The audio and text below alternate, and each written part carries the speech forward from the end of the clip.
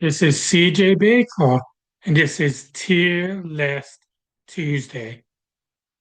And this week, I'm going to be ranking every track off Nirvana's album, Nevermind. So the album came out in 1991. I was 14 years old. And basically, if I had to pick one album as the most important album in shaping my musical taste, it is definitely this album. So as an adult, there's albums that I currently like more, but this is by far the most impactful album on my musical development. So in many ways, it was a musical gateway drug. So we'll get right into the list. We're gonna rank each song and we're gonna do this by track order. And then also as a note, there's no bad songs on this album. So even a song with a low tier ranking, it's relative. It's still a good song. And I've also made a decision that there was going to be a maximum of three songs for each tier ranking. So because there's 13 songs, at least one song is going to have to end up in the D tier. So we'll get right into it. So we start with a bang. We got Smells Like Teen Spirit. Here we all now entertain us. Whatever, never mind. You go into the S tier. So I mentioned how Nevermind was a musical gateway drug. I say the same thing about this song. This was my first exposure to Nirvana, and I remember the first time I seen the music video on Much Music. So basically, Canadian MTV back when they both played music videos. But yeah, it's hard to describe the overwhelming impact that this song had on me. So there's other songs that as an adult I enjoy more. There's even Nirvana songs that I now prefer to listen to, but there's not even one song ever written that's had the same impact on me than this tune. So we now go to the second track on the album. We got In Bloom. So yeah, really good, excellent song. Let's see, maybe we'll put it in the A tier. But yeah, solid tune.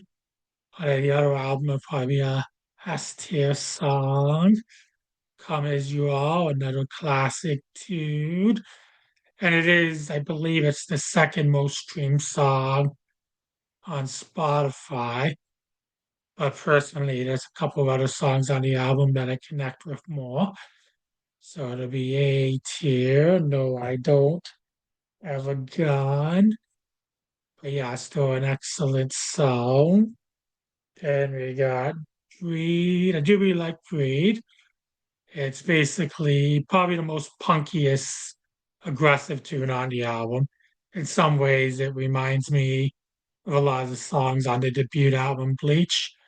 But yeah, I'll put it in the B tier. Then we got Lithium, Easy S tier. I love Lithium. It was a song that I always connected to, especially in my teens. Like even the lyrics about I'm not gonna crack. Like I was going through like anger and depression issues. There are times where I almost had to kind of fake it till I make it and convince myself that I'm not gonna crack. So that sentiment resonated with me. And I also know that part of the concept of the song was apparently based on the Karl Marx quote of religion being the opium for the masses. So I might be a little bit off on the paraphrasing. And apparently the song was written from the perspective of someone who found religion and religion helped them, basically it helped them or prevented them from committing suicide. So Kurt Cobain himself was not religious, but he acknowledged that in certain circumstances, religion, maybe certain people needed religion.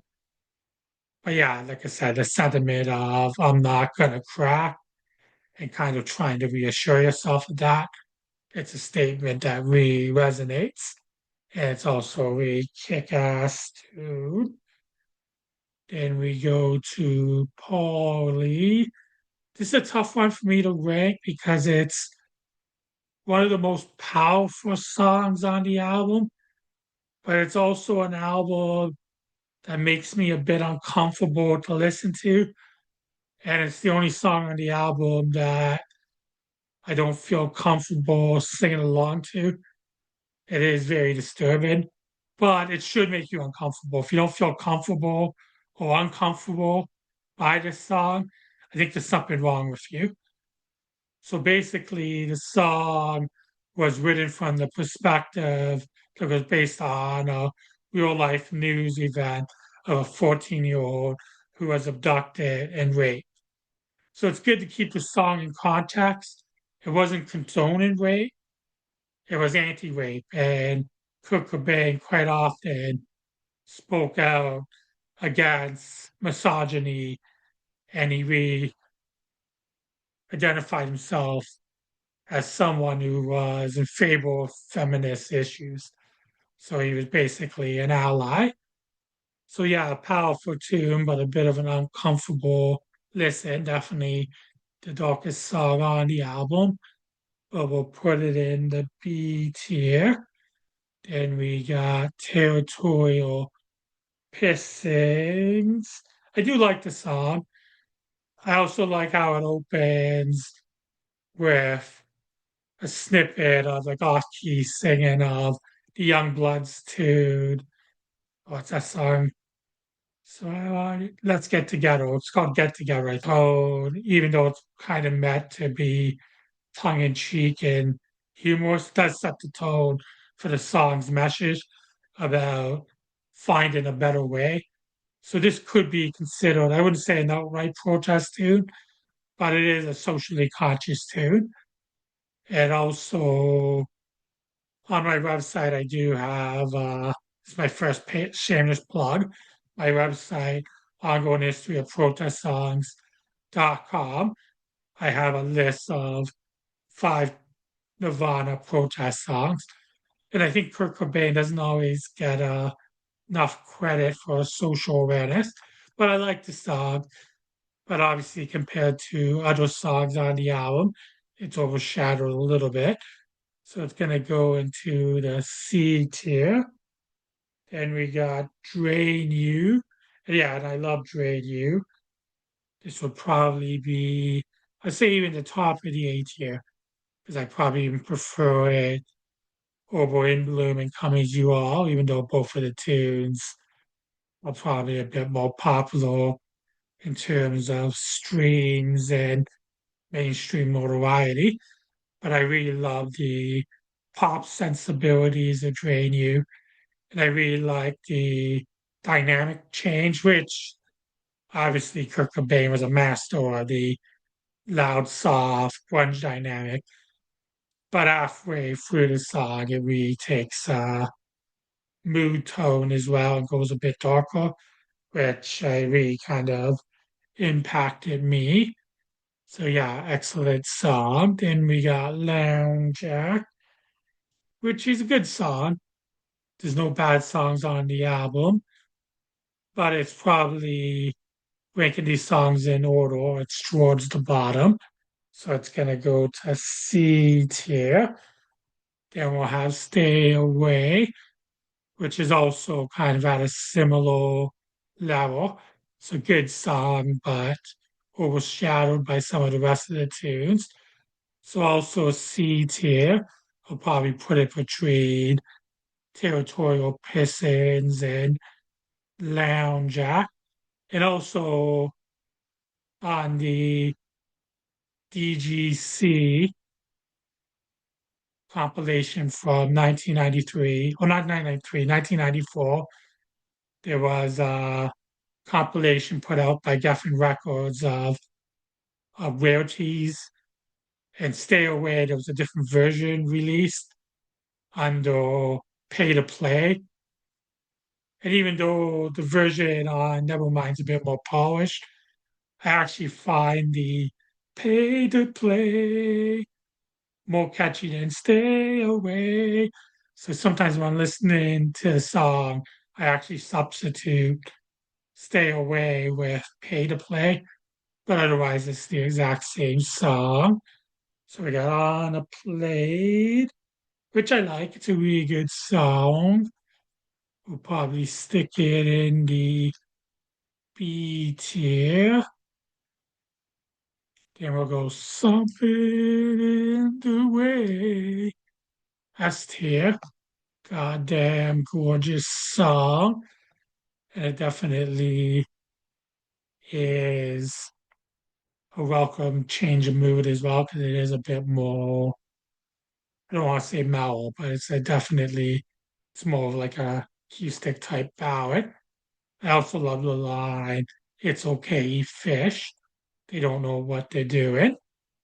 So we then go to the final track on the album, Endless Nameless.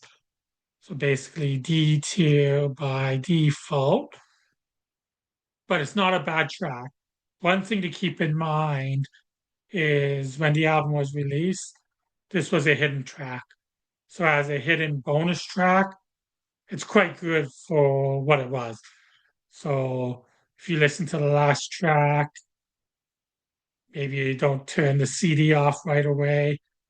All of a sudden, unexpectedly, this tune kind of kicks in. That's kind of cool. But unfortunately, for those that maybe have only listened to the album on streaming services, or for a younger generation that doesn't even know what a CD is, you probably don't know that this is a bonus track or a hidden track. You probably think it's just the final track on the album. And that's where I think it kind of loses its impact a bit, because it seems anticlimactic when it follows a gorgeous tune like Something in the Way. Like Smells Like Teen Spirit, opening with Smells Like Teen Spirit and closing with Something in the Way. That's perfect bookends. So Endless Nameless, good song, but it would be a classic album without it. But like I said, in the context of being a hidden track, it's a perfectly fine tune. And also, what I want to mention, I wrote a novel, and the name of the protagonist was Endless Nameless. So I kind of like that as a name. But I also kind of like Endless Nameless as a name of like a hidden track. I thought that was kind of clever as well. So those are my final rankings, and I did this in order. So my ranking of tracks off Nirvana Smells Like Teen Spirit, best to worst. So the best song, Smells Like Teen Spirit, number one. Number two, Lithium. Number three, Something in the Way. Number four, Drain You. Number five, In Bloom. Number six, Come As You Are. Number seven, Breed. Number eight, Polly. Number nine, On a Plane. Number 10, Territorial Pissings. Number 11, Stay Away. Number 12, Lounge Act. Number 13, Endless Nameless. So, what were your favorite tracks off Nevermind? Feel free to share your rankings in the comments. And if you want me to keep continuing to make content, please like and subscribe. And also check out my website, Ongoing History of Protest Songs.com. Thanks for watching, and please stay safe. I like it, I'm not gonna crack. I miss you, I'm not gonna crack. I love you, I'm not gonna crack. I killed you, I'm not gonna crack.